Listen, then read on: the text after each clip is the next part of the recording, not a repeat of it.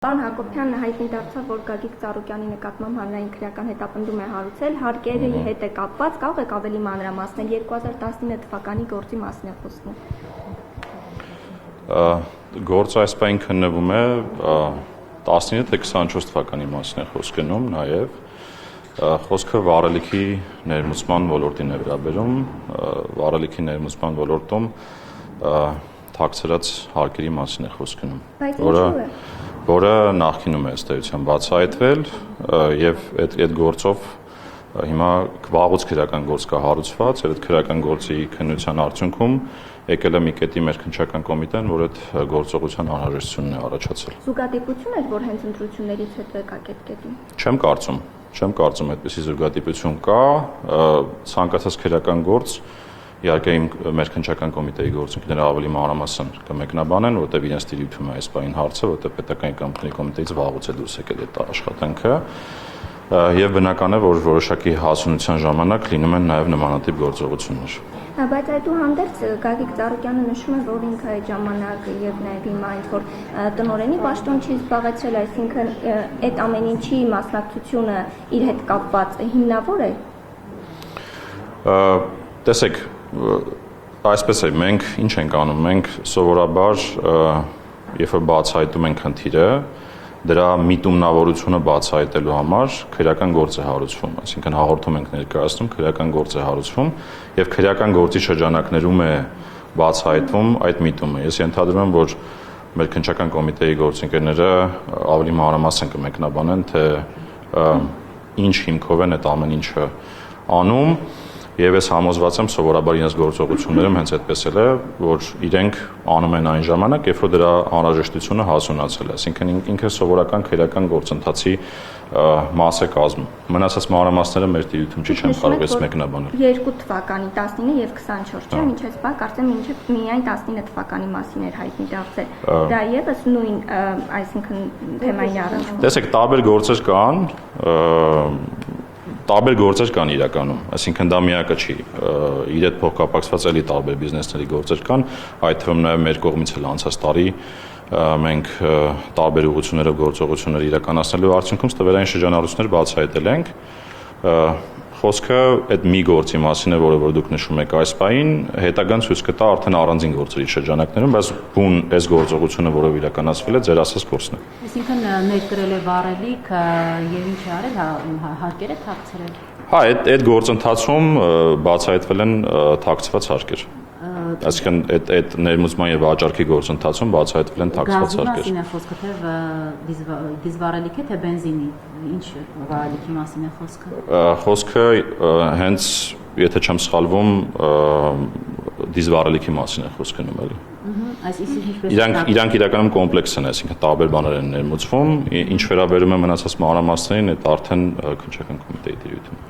Բայց բան ներողություն, ուղղակի ճիշտ եմ, 19 թվականին է թաքցրել, թե 22 թվականին է թաքցրել։ Ես ճիշտ ասած գործի մանրամասներին չեմ ծանոթացել 19 թվականի ինչի հետ ուղիղ առնչություն ունի։ Ես ենթադրում հենց նույն բանի մասին է խոսք գնում։ Ես մոտ կնայեմ թվականը, որի մասին է խոսք գնում։ Եթե հնչեցրել են 2019 թվականին, ուրեմն դրա մասին է։ Ուղղակի ինչու հենց հիմա այդ մասին բարձրացվեց եւ ոչ թե։ Դրա մասին արդեն պատասխանեցի, այսինքն կա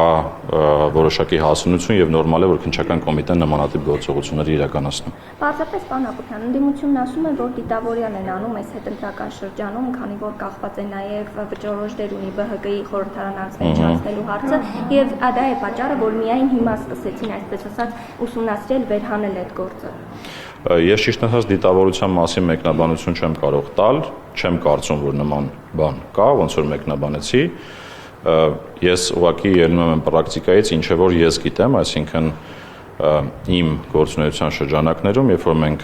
հաղորդումներ ենք ներկայացնում, քրեական գործեր են հարուցվում, այդ քրեական գործերի շրջանակներում տարբեր փուլերում տարբեր գործողություններ կարող են իրականացվել, այդ թվում նաև պետական եկամուտների կոմիտեի հետ համագործակցությամբ եւ բնական է, որ ինչ-որ մի պահի այդպիսի գործողություն իրականացվում է։ Բայց Նիկոլ Փաշինյանը քարոզարշավի ընթացքում սպառնում էր, ասում էր, բանտ է նստելու պատերազմի եռագլուխ կուսակցությունը։ Նաև նկատի ունենալով ըստ էության Գագիկ Ծառուկյանին, արդյոք սա չենք կարող դիտարկել նրա հայտարարության համատեքստում։ Ըստ էության հանրապետության վարչապետը երբ որ ինչ-որ հայտարարություններ անում է, ակնհայտ է, որ գիտի որոշ գործեր, որոնք կարող են նման արդյունքի հանգեցնել։ Եվ բնական է, որ վարչապետը նմանատիպ բաներ ասելուց ինքը տեղյակ է, ծանոթ է գործերին եւ նմանատիպ հայտարարությունները բնական են։ Հիմա դες սպասում էր հարմար առիթի։ Չէ, տեսեք, կա հասունության որոշակի շրջան, այսինքն առաջի անգամ չենք խոսում մենք դրա մասին, մենք պարբերաբար այդ խնդիրներից խոսում ենք, մենք խոշոր դեպքերի մասին եթե հետևեք եւ մենք եւ քննչական կոմիտեն պարբերաբար այդ հրապարակումները անում են եւ խոսում են, օրինակ, այսինչ բիզնեսում այս խնդիրը կա, այսինչ բիզնեսում այս խնդիրը կա, կամ բացահայտվել է բավական խոշոր չափերի սվերային շրջանառություններ, սա դրանցից մեկն է պարզապես, ու բնական է, որ հանրապետության վարչապետը բոլոր աշխատանքներից եւ բոլոր գործերից տեղյակ է լինում։ Եվ օրինակ, երբ որ հասունանում է, որ օրինակ հայտարարության անհրաժեշտությունը կա, պարզ է հանրապետության վարչապետը կարող է նմանատիպ հայտարարություն անել։ Որոնց ընթացք չեք տալիս եւ երբ որ տվյալ անձը քաղաքական ակտիվություն է ցուցաբերում, արդեն այդ գործերը ջրի երես են։ Չէ, տեսեք, եթե քաղաքական նպատակահարմարությունից ելնելով, դուք ասում եք 21 թվական, 24 թվական, ինչու է դեպքում 26 թվականին գործը հարուցվեց։ Շատ այդպիսի գործեր կան, որոնք երկար են տևում, որովհետեւ տեսեք հանցավորության միտումնավորությունը կամ թաքցնելու միտումնավորությունը բացահայտելը կան գործեր բավական երկար են տևում։ Անկեղծ կան գործեր, հիմա էլ կան գործեր, որոնք օրինակ 4-5 տարի ուսումնասիրվում են եւ քննչական կոմիտեն ավելի մանրամասն կպատասխանի, թե ինչու է հենց հիմա հասունացել այդ պահը։ Ես նկարագրեցի զուտ քննչական գործողությունների տրամաբանությունը, որոնք որ տեղի ունենում ըստ իմ պրակտիկայի։ Հարկերի մասով հնարավոր է այլ պես քաղաքական ակտիվություն ցուցաբերող ընդդիմադիր լիդերների նկատմամբ նորից գործեր հարուցեն կամ դուք տեղյակ եք, որ կան նման գործեր, որոնք առաջիկայում հայտնի կդառնա հասարակությանը։ Ինչը որ հայտնի կդառնա, պատկան կառույցները արդեն դրա մասին կխոսեն, ինչ վերաբերում է մեզ, մեր գործողություններում այն բոլոր սուբյեկտները, տեսեք, անձի մասին չի խոսքը, այսինքն մենք տնտեսվարող սուբյեկտին ենք ուսումնասիրում եւ եթե տվյալ անձը կապ ունի այդ գործունեության հետ կամ օրինակ դրա տնօրենն է, դրա սեփականատերն է, parza ուղղակի կամ անուղղակի ձևով առնչություն ունի այդ գործունեության հետ։ Հիմա մեր թիրախը, հարկային վարչարության թիրախը կամ օպերատիվ հետախուզական միջոցառումների թիրախը սուբյեկտներն են։ Հիմա կան այդպիսի գործեր, ասում եք, խախտումներ, որոնք արձանագրվել են, որոնք առաջիկա մի հայտ բոլոր ուղղություններով էլ կան, այսինքն եկեք չանձնավորենք, բոլոր ուղղություններով էլ կան գործողություններ ու այստեղ քաղաքական էլեմենտը բացարձակ կապ չունի, այսինքն մենք ընդ որում նշեմ, որ մենք ռիսկերով ենք գործում։ Ինչ ենք անում, մենք տարբեր ոլորտների ռիսկերը վերանելով գործում ենք ռիսկային տնտեսվարողների ուղղությամբ։ Եվ այո, կան տնտեսվարողներ, որոնք առնչություն ունեն իրենց հետ, կան տնտեսվարողներ, որոնք չունեն առնչություն իրենց հետ եւ այդ խոշոր գործերի մեջ եւ իրենք էլ կան եւ տարբեր մարդիկ էլ կան։ Կան հայտ ներկայացրածների մասով կան։ Կան տարբեր գործեր, որոնք ժամանակին հաղորդումներ են ներկայացված եղել ու քննչական մարմինները եթե նոր գործողություններ կոնկրետ այս ներկայի դրությամբ 3 միակ բանի մասին որ խոսել ենք, մենք ենք վերջի ամիսների ընթացքում հերթական մեր ստուգումների շրջանակներում, երբ որ խաղատները հերթականությամբ ստուգում ենք, օրինակ Շանգրիլան էլ հայտնվել է ստուգումների շրջանակներում, այդ դրա շրջանակում ունեցել ենք բացահայտումներ եւ խախտումների բացահայտումներ, որը հիմնակ քննվում է։ Եվ Պավլովյան ՊԿ Իրանի ժամանակ բեռնատարին հայտնաբերել է չհայտարարված 143 կապ բնական մասի ինչի մասն է, խոսքը ինչ է բացահայտվել։ Դա մաքսանենգության դեպք է, այսինքն բնական մազը մեր մաքսանենգության դեպքերից մեկն է, այսինքն նմանատիպ բազմաթիվ դեպքեր լինում են ու սովորաբար ինչ ենք մենք անում, մենք սահմանային փորձում ենք սահմանում դրանք կանխել։ Եվ ըստ էության բացառիկ դեպքերից մեկն է, որովհետև մազը այնպես չի, որ շատ հայտնվում է մեր ուշադրության կենտրոնում, ինչի որովհետև հիմնականում թերմանյութերն են հայտնվում, եւ այդ առումով ուղղակի հերթական մաքսանենգության դեմ պայքարի արդյունավետ գործողությունների հետևանք է։ Եվ ապրանքների արտահանման մասով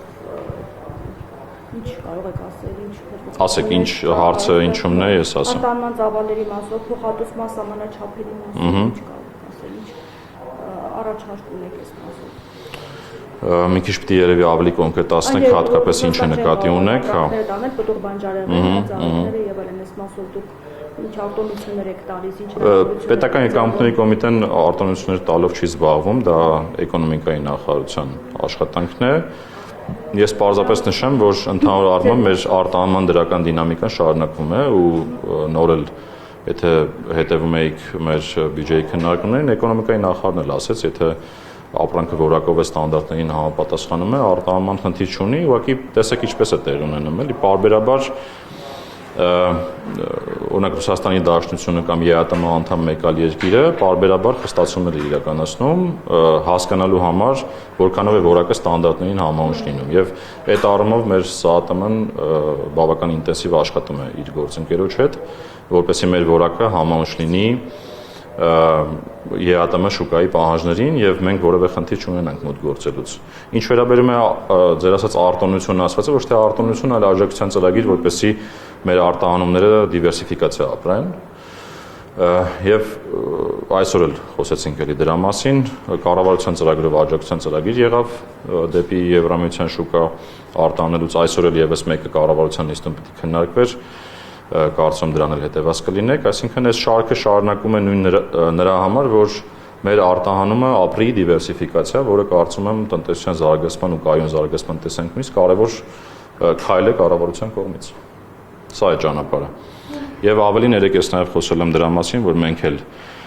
մեր մասով փորձում ենք մաքսային գործընթացները հնարավորինս այնպես դարձնել բոլոր ուղղություններով, որ մեր արտանողները որևէ խնդրի չհանդիպեն մաքսային վարչահարության մասով եւ եթե տեղյակ եք վերջերս մենք Եվրամիությունում կցորդենք նաեւ նշանակել, որը առաջիկա օրերին կանցնի աշխատանքի եւ այնտեղի հետ կապված հարցերով էլ մաքսային վարչահարության հարցերով նաեւ ինքը ինտենսիվ կզբաղվի։ Շատ են լինում ձեզ գործարանները,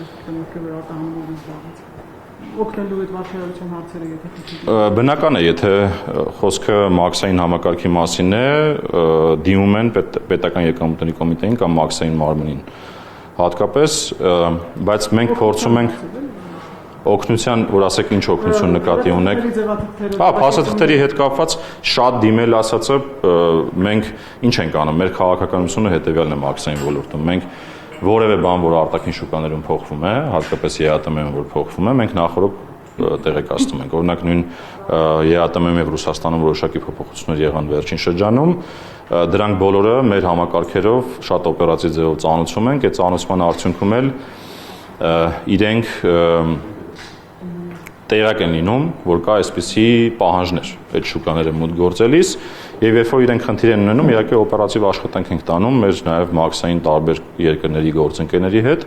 որպեսզի ավելորդ բյուրոկրատական քաշքշուկների չհանդիպեն այդ փաստաթղթերը ներկայացնելիս։ Նկատի ունեմ անակնկալի չեն գալիս, ինչ մի բան պակաս է, շատ պետք է արձանի, բայց այդ թղթերը իրականում տեսեք, տարբեր բիզնեսմեններ կան, մենք մեր առավելագույնը անում ենք, անկեղծ ասած, այսինքն մենք չկա այնպիսի կարգավորում, որը ուժի մեջ է մտնում եւ դա չի կոմունիկացվում կամ չի ծանոթվում մեր արտահանողին կամ ներմուծողին։ Այլ հարց է, որ լինում են արտահանողներ, որ ներմուծողներ, որոնց փաստաթղթային փաթեթները միշտ չի որ ամբողջական են լինում եւ դրա պատճառով երբեմն հանգում են խնդիրների։ Բայց թող ես ուղղակի հայտարարում եմ ամենայն պատասխանատվությամբ, որ մենք միշտ բաց ենք ցանկացած մաքսային խնդրով աջակցելու մեր բոլոր արտահանողներին եւ բոլոր ներմուծողներին։